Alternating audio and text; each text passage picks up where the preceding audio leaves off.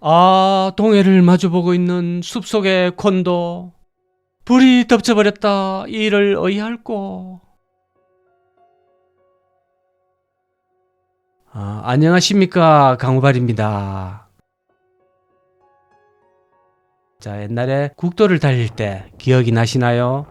운전자들끼리 서로의 동질감과 의리로서 앞에 차에 마주보고 오는 차에다가 불을 번쩍 한번 쏘아줍니다. 저 앞에 경찰관이 있으니까 속도를 좀 줄이라는 사인을 한번 해줍니다. 그러면 이제 씩 웃으면서 고맙다고 또 손을 한번 들어서 반응을 해주고요. 그랬던 적이 있었는데 그렇게 가다 보면 역시 딱 사각지대에 오토바이를 탄 경찰이 떡하니 버티고 서 있었습니다. 그러면 방금 번쩍 해줬던 그 사람 너무 고마워서 간을 썰어 내리면서 지나갔던, 그러면서 이제 승리감에 뭔가가 경찰관을 속여서 이겼다 뭐 이런 느낌이 났던 기억들 다들 있으시죠? 하지만 요새는 전부 카메라가 도로 위에 다 설치가 돼 있고 했지만, 예전에는 모든 것이 수동으로 경찰관이 직접 뭐를 들고 스피더 뭐 이런 기계 이런 걸 들고 하든지, 아니면 심지어 눈대중으로 너무 빨리 지나갔다 이러면서 딱지를 때리고 수첩을 꺼내고 그랬습니다. 그러다 보면 경찰하고 실랑이가 막 붙고 서로 우기고 맞니 안 맞니 이러면서 하다가 또 돈 많은 집에서 이렇게 주고 이렇게 하기도 했습니다. 그리고 심지어는 흥정도 했습니다. 제일 싼 걸로 해달라. 안전벨트 미착용 이런 걸로요. 그랬던 시절이 갑자기 기억이 납니다. 동해안 이쪽으로 지나갈 때는 꼭 그때 그 시절이 한번 생각이 납니다. 그때 아마 한번 몇 번 걸렸던 모양입니다. 제 생각에는. 초록은 동색이라고 운전자들끼리 서로 걸리지 말라고 서로 신호를 줬던 그때가 그립습니다.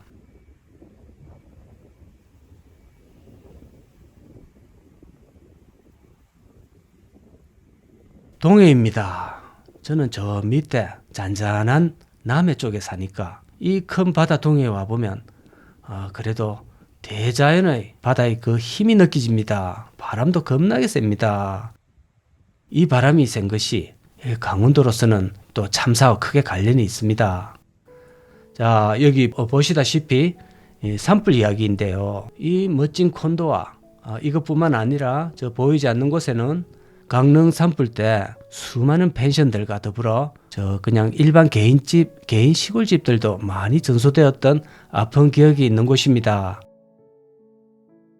다들 아시겠지요? 불과 7개월 전의 일입니다. 난리도 아니었습니다. 며칠 동안 뉴스를 달궜는데요. 다른 군소 펜션들이나 집들은 피해 흔적이 많이 사라졌습니다. 근데 여기는 그때 그대로 형태가 유지되고 있는데요. 한번 보시겠습니다.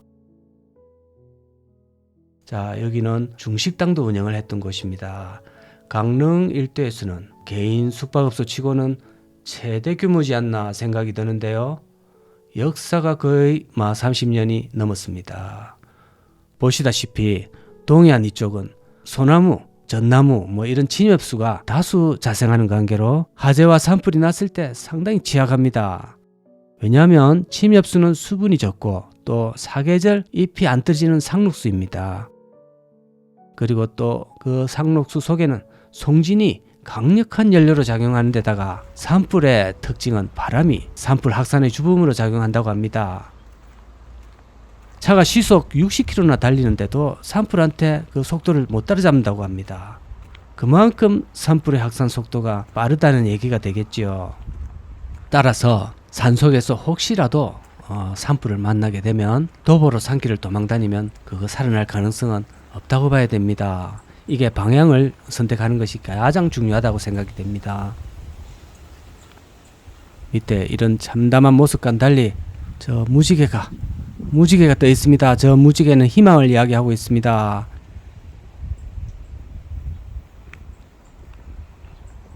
저도 예전에 군대 생활할 때 훈련 중에 산불을 한번 만났습니다. 아주 깊은 산속이었는데요.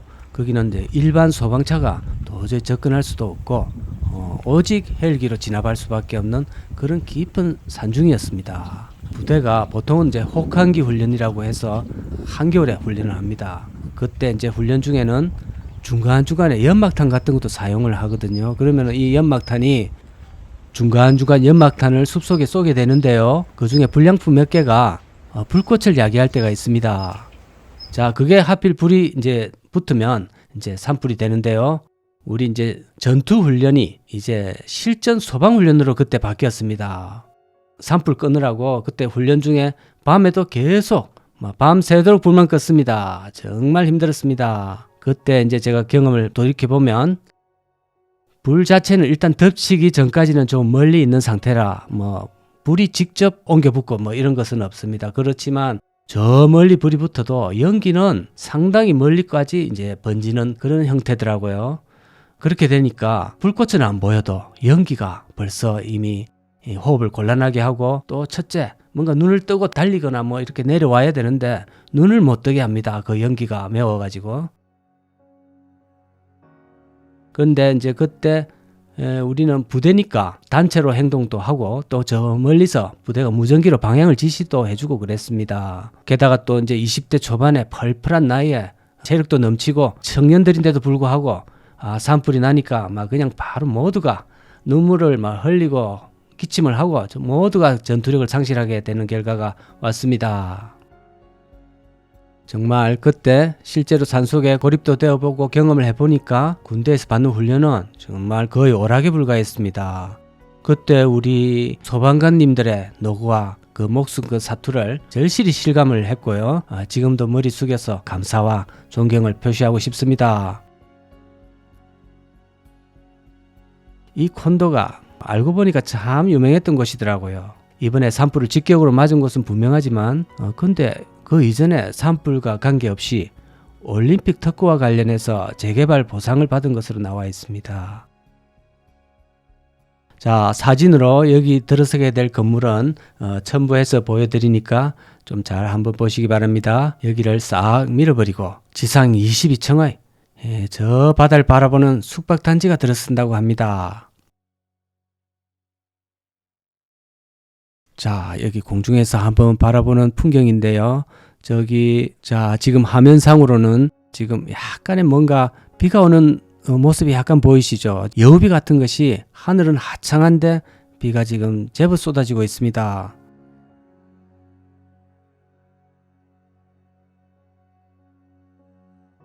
이번 화재로 쓰러진 나무를 다 모아놨습니다. 저쪽에 가도 저런 무더기가 많이 있습니다. 자, 이번 화재로 피해를 입은 지역이 축구장 넓이의 530개 정도가 된다고 합니다. 어마어마한 넓이입니다.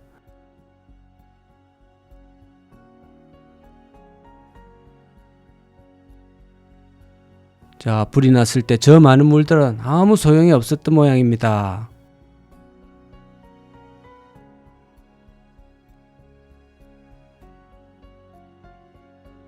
저희 연식의 한국인들한테 경포대는 거의 하와이입니다. 경남에서 경포대 이쪽으로 오는 것은 생각하기도 힘들고 동해안 인근에 있는 사람들이나 찾던 곳이지, 멀리서는 정말 여기 한번 와보기 힘든 곳이었습니다. 그때 이제 관광 지도 같은 데 보면 빛이 파라솔로 표시되는 그런 경포대 이렇게 나오는데요. 그것만 보면 올여름에도 경포대 한번 가야지 이렇게 매년 희망을 하고 살았지만 항상 희망으로 끝났습니다. 청년이 지나도록 여기 와보지 못한 그런 바닷가의 나그네 올시다.